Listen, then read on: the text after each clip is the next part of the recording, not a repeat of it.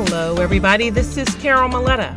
Welcome to the Parenting 411 podcast, where we share information parents need from sources they can trust.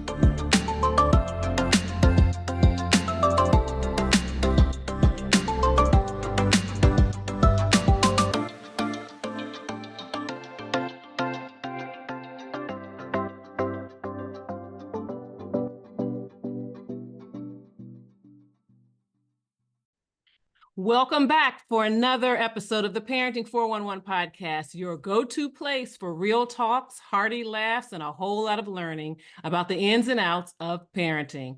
Today, we've got a special treat for you that's as enriching as it is inspiring. We're going to dive into the world of entrepreneurship, wealth building, and parenting with a dynamic duo who are not just partners in life, but also in their journey towards creating a legacy for their family. Meet Crystal and LeMoine Robinson, a couple who's not only chasing their entrepreneurial dreams, but doing so while juggling the joys and challenges of raising their children with strong values, smart money habits, and a whole lot of heart. I've invited them here because I already know there are parents out there wondering how to balance it all, from running a business to teaching our kids about money and ensuring they grow up with strong, positive values. Crystal and LeMoine are here to share their unique story and insights. They believe that even though each child is different, the essence of parenting remains the same. They're committed to helping their girls understand the importance of generational wealth, but with a twist. They're tailoring their approach to fit each child's unique learning style. So Crystal and LeMoine's journey is deeply rooted in their faith, which guides them through the highs and lows of entrepreneurship and parenting. And they're here to share how their beliefs empower them, how they maintain transparency with their children about their successes and failures, and how they blend life lessons with financial savvy in a way that's relatable and effective. So buckle up, and I think you need to grab your notepad too, and let's get ready to learn, laugh, and grow with the Robinsons. Welcome, Crystal and LeMoine. Thanks for having us. Absolutely. Thank you so much. Yeah. It is my pleasure. You know, I've wanted to do this for quite a while. So why don't you, describe yourselves and what you do in business and what life's like on the home front right now. The easiest way to put it, I guess, is we're serial entrepreneurs. I guess that's the short, compact way to put it. But obviously, from that amazing introduction there, Amazing. we're also, parents. We're active in our church, in our communities, and so life is busy to say the least. Absolutely. Absolutely. I mean, we definitely have a few operations that we control or that we own. But ultimately, we still feel as if we are trying to secure the legacy, right? Find that thing that can be, strong for generations to come, 5, 6 generations to come. So that is what we do on a day to day. We have an insurance agency that we started together. We have an automotive mechanic shop, full service, a logistics company, real estate, and some financial services on another component of it. So we do A lot. a good bit, to try to plant a little seed here, plant a little seed there, and watch it all grow. Yeah. Well, I guess a better question would have been like what don't you all do? That might have been a good question. We get that a lot. As a matter of fact, it's kind of starting to get to the point where sometimes people will call and say, "Hey, before I get this, I just wanted to check with y'all to make sure you didn't have this business Yeah. already." So no, it's a lot we don't do.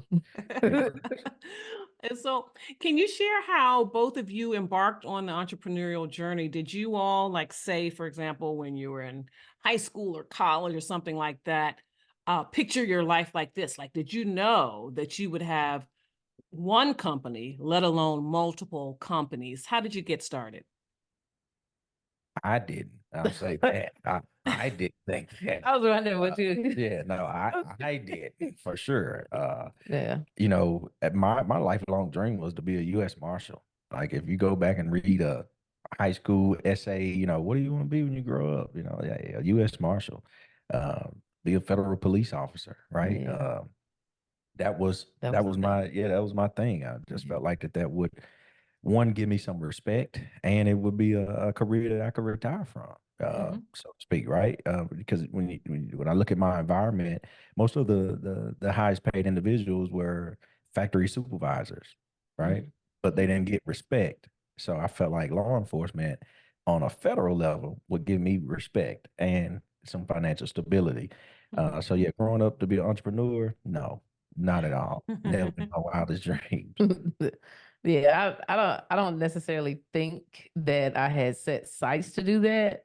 I had always had this thought that I was supposed to do something that was like big or grand. Like I just had like this feeling, but I didn't know what it was. I never, Mhm. thought that it would be entrepreneurship either, but I did grow up watching my dad.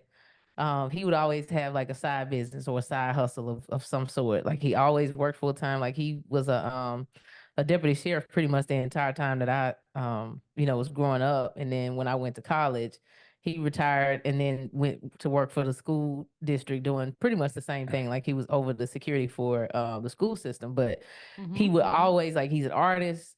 He can, make things, do like Yeah. he can just create stuff like out of thin air. And so he would always like when we were younger, we would do like uh I guess street fairs is kind of or flea markets and Yeah. stuff like that. Like we would go and set up and he'd have all different kinds of stuff to sell. So I always saw that, like growing up and he was always creating stuff and making stuff and just doing things. And it was like, oh, I'm doing this to make extra money. Mhm. And so I guess, growing up seeing that, I understood, why he was doing it. But I was never picking up on it like, oh, when I grow up, I'm going to do that. But then, as I became an adult, I saw myself doing the same thing. Yeah. Like when we first got married, we started doing dog shows. It was really like our very first business. Like Yeah. we just had a dog show because LeMoine wanted to have like pit bulls as pets, but then we realized that people use those dogs as like show dogs Right. and they were quite expensive. And Okay. so I, even before that, I was doing like little stuff like selling t-shirts or something, like I was always just kind of selling stuff. And I didn't, kind of pay attention to it that I grew up seeing it and now I got a job and now I'm doing something on the side. So it wasn't that I just thought, that we would be entrepreneurs to that degree.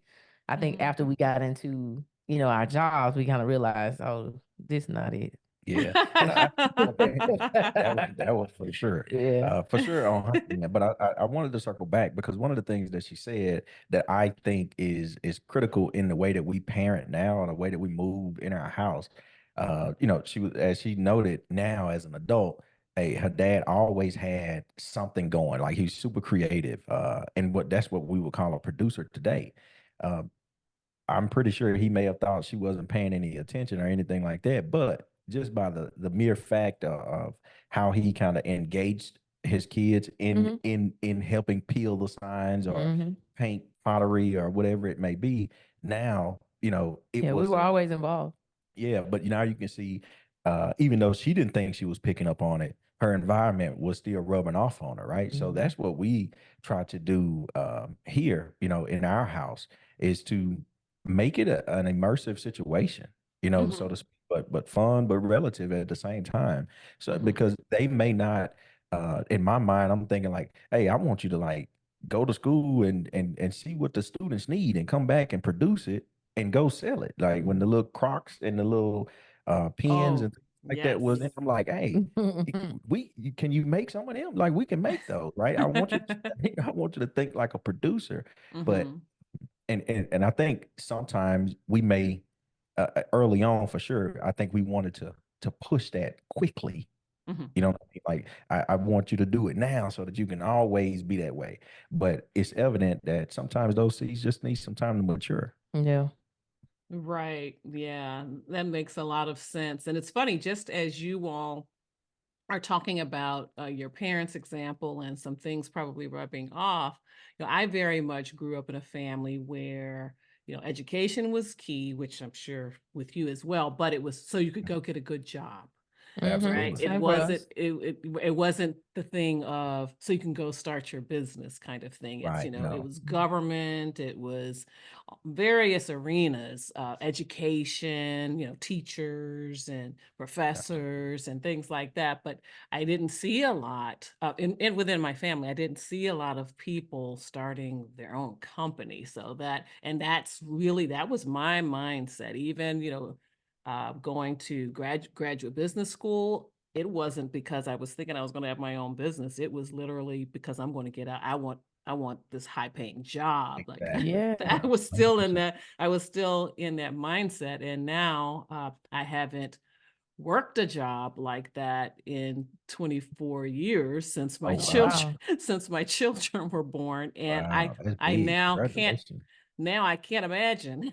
I Yeah. Unemployable. I can't imagine. I haven't had my business that long, but I have not. I mean, I walked out. I walked out one Friday, thought I'd be going back Monday and working a couple more weeks and then having the babies, my twins. I walked out that Friday, had the babies on Sunday, and never went back. And Wow. so it's hard for me to imagine, now working for somebody. I would if I Yeah. had to, but Yeah. I Yeah. just, it's hard to imagine. So how do you balance the demands of both your entrepreneurship as well as your family life? Because, I see on social media your daughters are active and all the stuff that kids are supposed to be involved in, and you all are right on the scene. So how are you doing that? And you have any tips for some of our listeners who are trying to figure out how to do the same thing? Hey, we take it one day at a time. I mean, Yeah. it's a lot of moving parts Yeah. for us. Our oldest daughter, she was doing soccer and volleyball this Yeah. year, and then our youngest daughter, she's in gymnastics basically year round. Um, Yeah. so it's LeMoine. Basically, they go to school a good bit away from us, like from where we live. It's like 45-minute commute.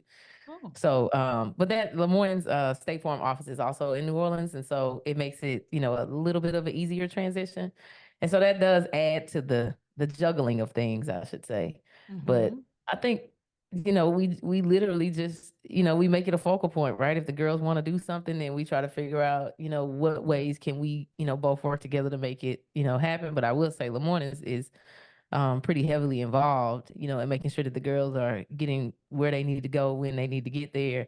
And then I kind of serve as, okay, what do I need to do when I need to do it? But he's pretty, intentional about making sure, okay, the girls got this, we need to get this. He's helping to, orchestrate a lot of that, which I'm very appreciative of, because sometimes my Mhm. brain is in different places. But Mhm. it takes a lot of structure and, organization. We got our calendar synced. And, we say if it's not in the calendar, it doesn't exist. And so that's kind of how we've been, Yeah. making it work. It's like, okay, gymnastics meet on this date. As soon as when I get an email, the first thing I'm gonna do is put it in the calendar. It's like, okay, Caitlin has this, Kirsten has this. Is that gonna conflict with something else that we got going on? And Yeah. who can be here and who can be there? So we really do run our life by a calendar. Yeah, and I think it's just really being intentional, like she said earlier, right? I Mhm. think we try to involve the girls in everything that we do, right? If they're not in school, and if it's now most of what we do is business. Yeah. It's driven towards something that's going to get us closer to the growth to the goal that we have in mind, right? Or Mhm. closer to the plan that we've laid out, and we've sat down with the family and have essentially executive roundtable type situations that we've set out in the past. And hey, girls, you guys write your goals, and we'll write our goals, and then we talk about it. So they become a part of it. So as we're making moves or we're doing things, we definitely have conversations with them, but being intentional about it is the key, right? We want them to know that what they have going on is important, and the things that we are doing and why we're doing them is 9 times out of 10 to benefit them in Mhm. the long run. in some capacity. So Mhm. we do have a delicate balance there. You know, I run some operations and Crystal runs most of them. But but in that trade-off, you know, I do a lot with the girls as it relates to making sure that they are at school on time, picking them up, and all those good things. So it's not like that there's a a gap in parental absence there. Mhm. I would agree. Mm-hmm. And I would imagine that the fact that you do work for yourselves might allow some flexibility Absolutely. with A what you're. lot of 110%. flexibility. 100%. Yeah, that Yeah. that makes a huge difference. I think that was one of the catalysts really that pushed us off the porch, right? You Oh asked yeah. early on as it relates to, did we see that? No. When Crystal originally came to me, like she said, we started with some dog shows. We made Good money. couple of $10,000, 25,000 or something like that in a day or two. And like, okay, cool, that's good. But Crystal was, you Mhm. know, she came out of the gate, working for the government. And I was like, oh, okay, cool. We got these benefits. Hey, we good, That's man. right. And We was direct getting deposit. yeah, we getting a built-in raise every Yeah, year, I type was getting deal. $10,000 raises every year because I Yeah. was on the GS scale. You know, they boost you So up Hmm. to a Hmm. certain point. So when she came to me and was like, she started reading all these books and listening to these YouTube videos and things like that, and she like, man, I don't wanna go back. I'm like, hey, well, just think about it for a little bit. And take about 20 years and think about it, Mhm. So, but we started to kind of really lay out the vision, right? And Mhm. it became bigger than a paycheck. It became more Mhm. purpose driven, really. Yeah, So, especially after we had Caitlin. yeah, I think yeah, that was probably the absolutely, yeah, biggest catalyst that for was, us is after we had our first daughter, it was like, yeah, I can't just like be in this system, yeah, and not have flexibility and control of things that I want to do. And Mhm. so our girls really did kind of, that was the thing that was like, yes, we need something bigger and better because I want more for, at right. that time we only had one child. I was like, I want more for her. And Right. I didn't want them to have to look far to see somebody that they could aspire to be. And I wanted to be able to say, hey, here's something that we could literally give to you and you could continue to run, right? You can Mhm. continue to grow this operation, not apply for it, not, sit in the interview and have to no, listen, we will grow you up in this and you go be able to, transition and take over or think for yourself and be a producer or see things as a producer, not a consumer. mm-hmm. Mm-hmm. And that's the next thing I wanted to kind of get into, and that is about generational wealth. How much do you think they really understand about that?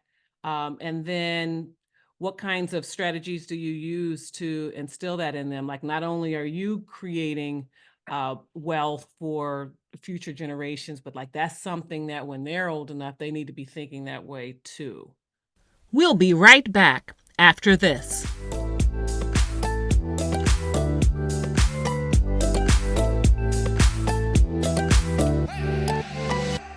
If you're looking to reach a massive audience of parents and caregivers, then look no further than ProPix by the Parenting 411, the ultimate marketing program designed to skyrocket your brand to new heights.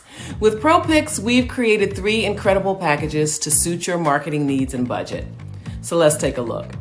First up is our social starter package. You'll receive a stunning graphic promo piece, plus we'll also feature your brand on the Parenting 411 Instagram page. It's the perfect way to make a memorable first impression and get parents buzzing about your business. Now, if you're ready to level up, our Parenting Pro package is where it's at. You'll enjoy all the benefits of the social starter package, plus more awesome benefits, including exposure on the Parenting 411 podcast, which reaches parents in more than 22 countries each week. But wait, there's more. For those seeking the pinnacle of marketing power, our Elite Exposure package is the way to go. You'll get even more exposure across our platform, including thousands of followers and connections on LinkedIn. Get ready to dominate the airwaves and establish yourself as the go-to resource for families everywhere. Take advantage of Pro Picks by the Parenting 411 today and unlock unparalleled marketing opportunities for your business. But I should tell you that prices are set to increase on November 1st, so act now. Pro Picks by the Parenting 411 is your passport to the hearts and minds of parents. Visit ProPicksbyP411.com. Join us today and watch the magic happen.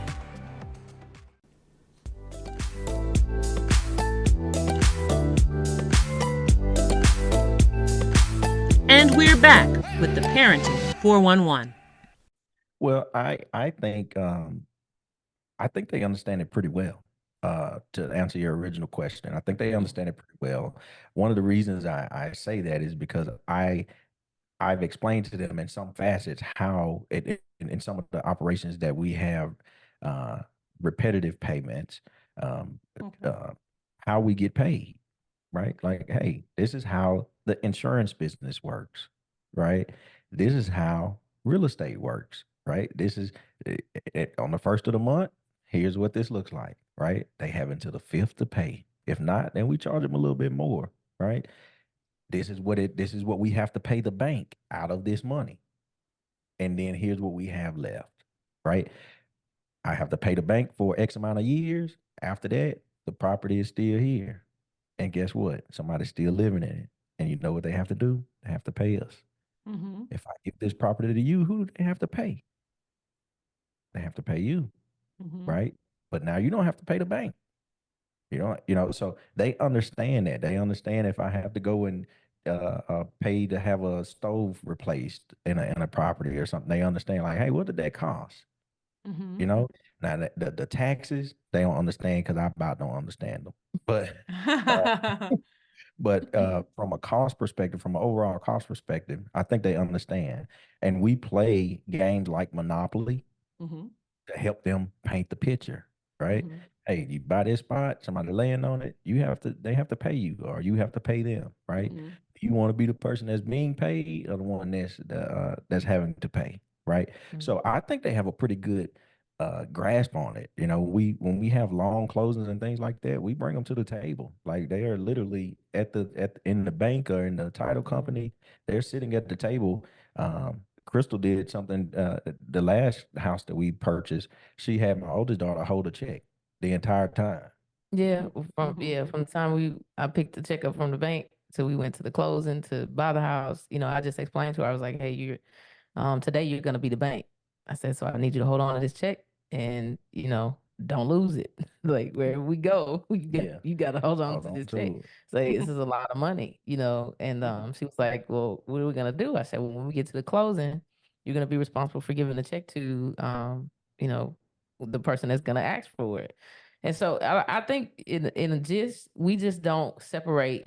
Like we don't have, these are adult only conversations and child only conversations. I mean, I get it. There are some things that, they shouldn't necessarily, see or hear, but we're not one of those parents that say, well, you don't need to know how much money I make, like that type of deal is, in every conversation, it is, as long as we feel like they can understand, then we can have the conversation with them. And even if they don't understand, just like I didn't necessarily understand the side hustles when we were participating, I think the more we expose them, the more they understand. So that's why, when we're walking through properties that we're renovating, we take them with us, and they go in, they see it from the ugly, and then they see it at the end, and so they see the entire process of it. When we first opened the State Farm office, it was the cutest thing ever. And that's probably the day that we saw the most life insurance policies ever. But I did a post on Facebook and I was like, hey, I got my insurance agent Caitlin here today, and she's gonna be answering the phone. So be sure to call her and get your life insurance quote. Our office phone started blowing up. Like I just took a picture. And she was little, she was probably like had to be like maybe 4, 5. Yeah, maybe about 5 or so. Yeah. Yeah, because they're not, Yeah, well, it could have Maybe a been. little bit. I don't know. She probably was about 4 or 5. And I took a Okay. picture of her and, I posted it on Facebook and told people to call, put the office number up there, and the phone just ringing. And we literally sold policies from her answering the phone. Like I would coach her, behind the scenes, like this, what to say and all of this. And then of course, when I got the phone, then I actually did the business. But Sure. I think people were just super excited to be able to, just talk to her on the phone. And she was like, well, do you want whole life Or or term. mommy, what's the other one? Yeah. And I say, she'll say, or do you want term life? And then she's like, what's term life, mommy? Exactly. Like it was the cutest little video. But She said it's spoiled. yeah, It's like term life spoils. yeah. But and I'm like, that's the part is where when you get them involved at that stage, they, they can understand at their level, and it's just as long as you saturate them in the environment consistently, eventually, they start to pick up. So when we opened the Meineke shop, Caitlin walks in and she was like, "Where am I going to be the manager?" Yeah. I'm like, "What?" Am I answering the phone? Well, Can I need to hear you? answer the phones. I was like, Caitlin, you need to be trained to answer the phones. Like the different type of business, like these customers going to be calling, asking you questions, and you're going to have to know. And so, now it's like they want to take over because they've been listening for, and they're only 11 and 8, Right. Yeah. So Mhm. I think just putting them in the environment consistently, they pick it up. And giving them the opportunity to make a mistake. If Mhm. they make a mistake, in the space, hey, this is our business. If you make a mistake, it's okay. It's all Mhm. right. Let's talk about it. I just don't want my daughters to be afraid to fail. Right. Mhm. Mhm. I'm afraid if you quit, but if you Right. if you fail, it's okay. We learn from those. Yeah. You we either win or we learn. We don't necessarily take losses like that. So hey, here's it. Answer the phone, of course. Yeah, talk to a Mhm. customer. Okay, we'll fix whatever you got to say. We'll fix it, but you get a at bat. I don't Right. want you to wait until we 26, 27 to get a at bat to get uh um training going then. Let's talk Mhm. about it now because these skills are transferable. Yep. Mhm. Mhm. So I want to shift gears for a minute. Let's talk about faith. How has that influenced your approach to both parenting and entrepreneurship? Ooh, okay. That's a me question. You just keep using. I took the last one. I was Oh, going you're gonna let me have. I'll be honest. Faith for sure. It was most definitely the reason why we transitioned out of working a regular 9 to 5 to entrepreneurship. I just so what I ended up doing, I worked for the government for 7 years before I retired. But I like toward the end of those last 2 years, I would just study the word. Like, I mean, I would just study, and I just started to get filled with this high level of, oh, if this is what the word says that I can do, that I can be, that I can have, I want it, and I don't think I can get it here. Mm.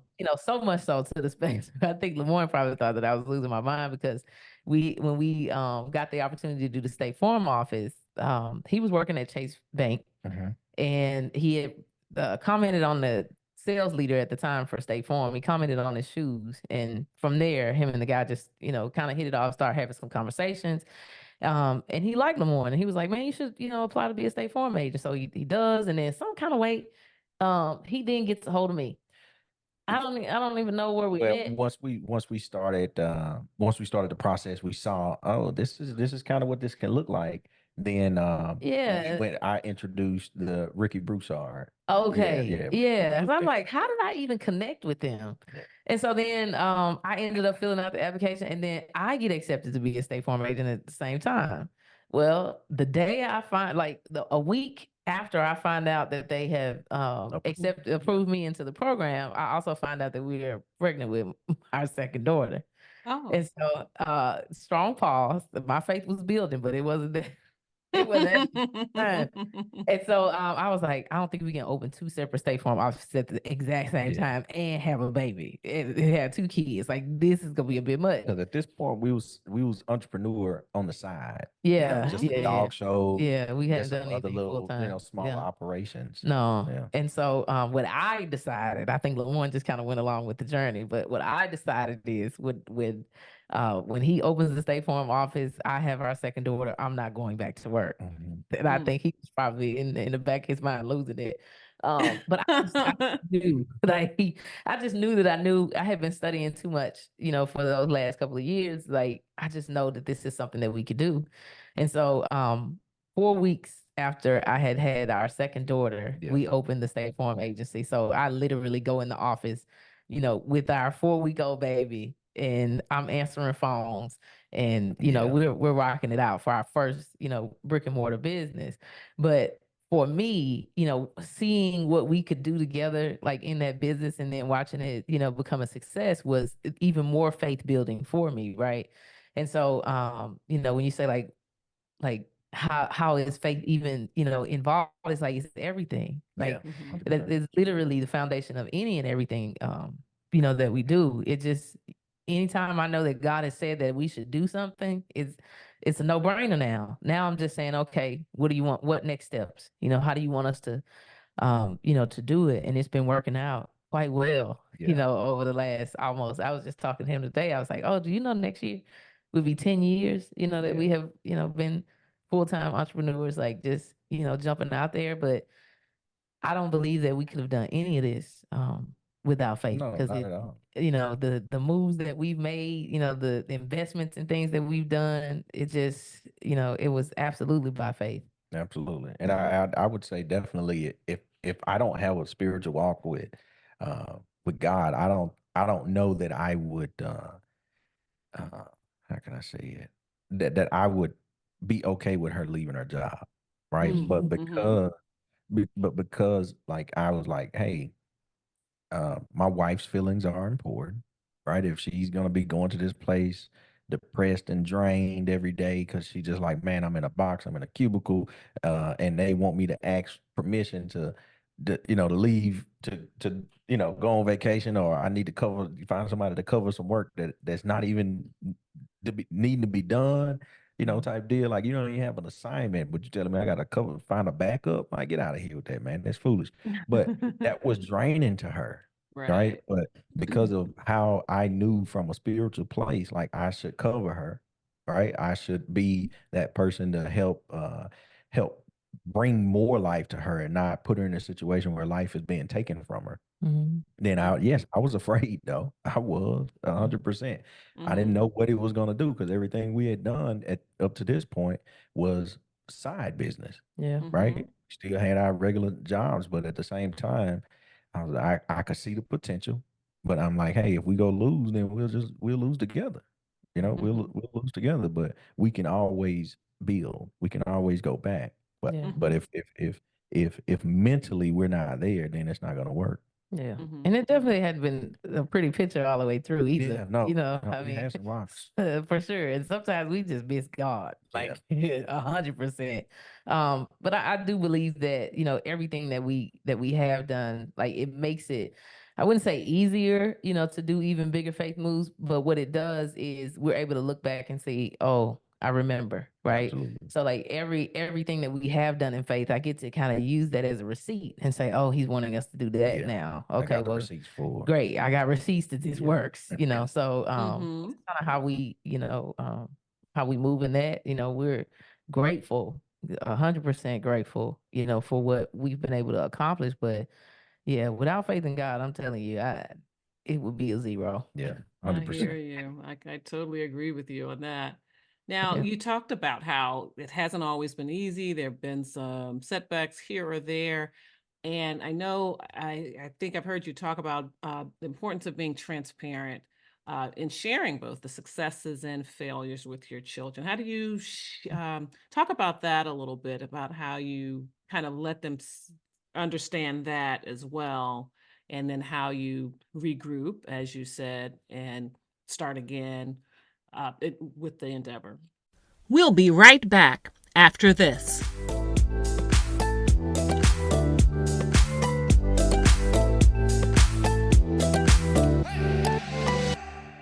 Are you a parent looking to unlock your potential in raising confident, capable, and courageous children? Well, look no further. Join us at the upcoming Parent and Purpose Summit Back to School Edition, where parenting experts from around the world will come together to share their wisdom and insights. I'm Carol Maletta, founder of the Parenting 411. This summit is your opportunity to gain essential skills and tools to become the parent you've always aspired to be. Over 5 incredible days, we'll dive deep into topics like positive discipline, effective communication, mental health, self-care, school readiness, and more. An attendee from our last summit told us, "This summit changed my parenting game. I feel more confident and connected with my children than ever before." So secure your seat at the Parent and Purpose Summit today. Visit parentandpurposesummit2023.com. That's parentandpurposesummit2023.com. And click the registration button to join us on this transformative journey. The Parent and Purpose Summit, where intentional parenting begins.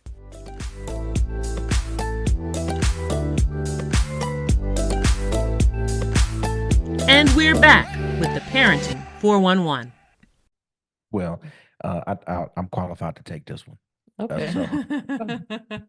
So, one of the things that I think is important. So I'll tell you just about a blooper that happened. We bought a property. It was a fourplex.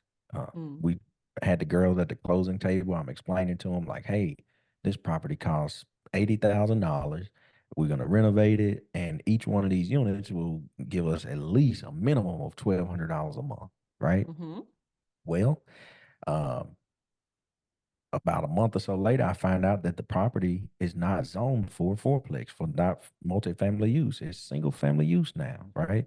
This is amongst a row of the fourplexes, like 20 fourplexes on this block. And now this one, because it's not been occupied for 6 months, it goes under the new zoning restrictions. I didn't know that. And I took somebody else's word that it wasn't, that it was owned as a fourplex. So to make a long story short, that's a blooper, right? We bought a property. I'm explaining it all to the girls, but then I got to come back and say, hey, look, this deal not gonna work out the way that we wanted it to work out. As a matter of fact, we may even lose some money on it. I gotta try to sell it or try to regroup as it relates to, can I get the zoning restrictions moved, or can I do something different with it? But I explained that to him. I also explained to him that, you can trust somebody's word, but verify it. Right? Don't just sign the documentation to say, hey, yeah, this is that. The numbers look good, but that number at the top that says what it's zoned for, that matters, right? And that number is 1A, single family residential. I remember that, right? But now, so hey, it's okay to make a mistake. It's all right, but just let's not waddle there. Let's not stay there, right? I said, hey, this is a blooper on my behalf. I owned it. I own that situation. But I let them know that, hey, yep, we got to recoup. So at that point, we put the house back out on the market. And I told them that, hey, in full transparency, I'm making sure that whoever else buys this house, they know exactly that it is a single family, 4,000 square foot single family house with 4 doors to it.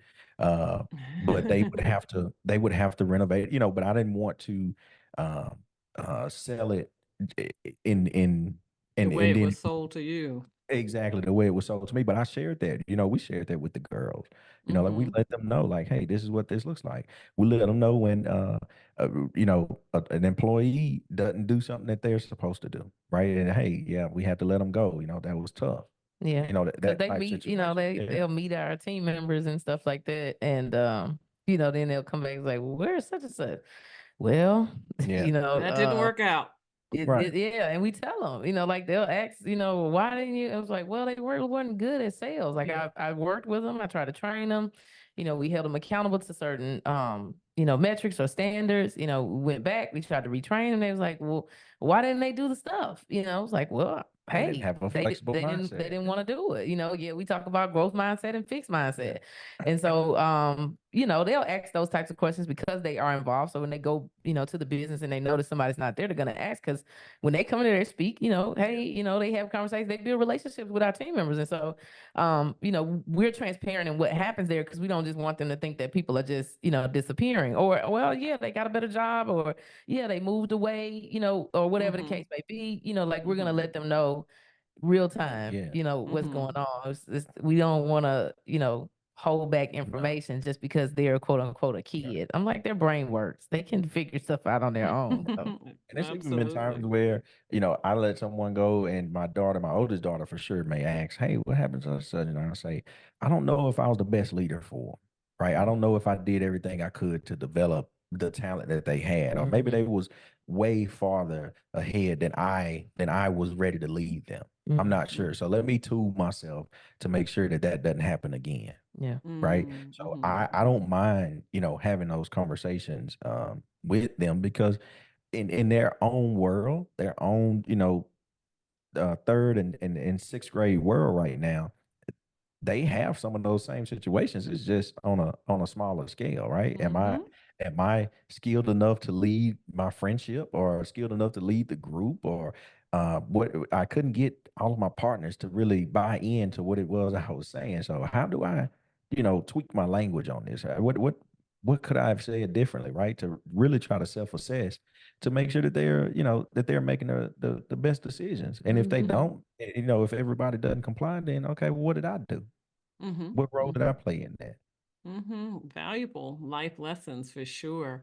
Now, as you hear your daughters talking, do they talk about when they think long term about what they want to be when they grow up, so to speak? Do they Yeah. talk in terms of your businesses, or do they say anything like, I want to be a curator at an art gallery, or do I want to be like something that's like far away from what it is that you all Oh, it's do? far. It's far. It's far. But I try to I yeah, I try to let them dream, right? Because I'll snatch a dream out quick and let's go to reality. So I'm trying to, allow dreams, but yeah, my oldest daughter, she wants to, have a airplane that has 3 stories to it and a shopping center, Care that a she only daycare. keeps like only like newborn to a certain age. She don't want to deal. She actually said that in the elevator today we were leaving. The hospital. Yeah, the hospital visit. My cousin just had a baby, and she was like, "Yeah, I only want to keep like the kids that are like that small, and then maybe like to 4, but I don't want to do anything over that." And so I think that they think of things, Yeah. and for me, it really doesn't matter. I just, I want to be present, for whatever it is that they do want to do because, we did grow up with the, go to school, get the best education that you can, Absolutely. and then try to find the best job that you can, and be there. And I've never, told my daughters you should go to school to do or what. Like I've never even thought of that, like saying that to them. And I'm trying my best to be present to never say it. Like I always say things like, well, if you want to go to college, it's whatever you want to do because I don't want to give them a box. They're not in one. And so I don't want to create one. I just want to be present for the conversations that we do have. Yeah. And then, obviously if there's some guidance that I can offer, but because they're kids now, obviously some of the thoughts in the imagination is going to go far, which is great because as adults, we just sometimes don't have the ability to do that. And so I just kind of, I just let them be wherever they are. And, I think eventually something will show up where they'll have a passion and a real thought and drive to go somewhere. But it doesn't bother me. I want to be, as wealthy as I possibly can so that they can try and test everything until they find their purpose. Right. I never want to, figure out something for them, and I never want to give them guidance and direction. I feel like as their parents, God trusted us with them to put them in the best position to get closer to him. And so if I can serve a purpose in their life, it's just to keep them as close to him as possible so that when he gives the download to say this is the thing that they can hear it, but I don't want to have them in spaces where they're stressing about a student loan or Yeah. a house note or something like that, to the point where now they're not focusing on real purpose. So Right. I just wanted to, unlock that, that space in generations to come that are connected to us, to say you now have the freedom to believe, to dream, to think, and to live, to the degree of which God created you to be, and not for the one that you thunk up. Yeah. you know. And so Right. that's kind of the space that I'm in with it, Yeah. so I just let them be. I Mhm. never want to force them into a space. Yeah. No, I think that is yeah, that's the biggest part, because that's where I think a lot of people get lost is, you know, basically having that baggage that they bring along with them. Whether it, Mhm. hey, I just want to try to keep you as baggage free as possible. All Hmm. right, whether it be student loans or whether it just be poor decisions, and, just things you can recover from it, Hmm. but you don't have to, have that. So just trying to keep them, as clear of that stuff as possible so that they can allow their minds to expand and just be producers. Mhm. I just don't want them. I just don't want them to be consumers.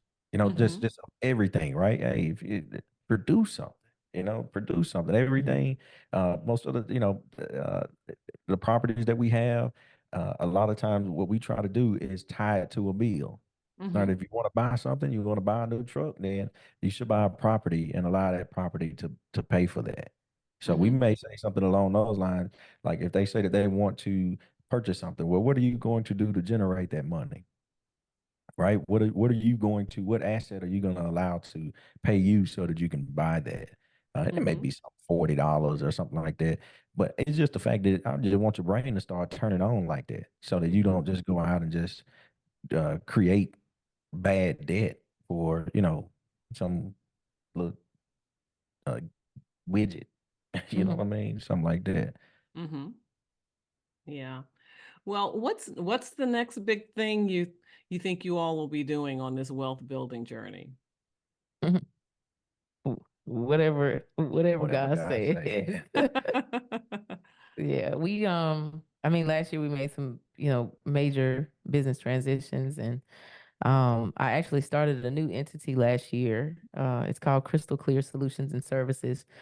And basically the idea is to, go after local, state, federal contracts, in pretty much any arena. Not really closed into a box with that, Yeah. but like that's I guess if you would call it a thing, that would be the next big thing that we're working to do, and always working to build our real estate portfolio. Those were the two things that God gave me at the end of last year, to press forward through, which was government contracts and real estate. And so we've been aggressively working towards building our real estate portfolio, and seeking out the contracts that make sense Yeah. for us. And I think the biggest part of that, I want you to continue to speak on it, is the collaboration piece that I feel like Mm. that we want to be an intricate part of, those operations in and of itself.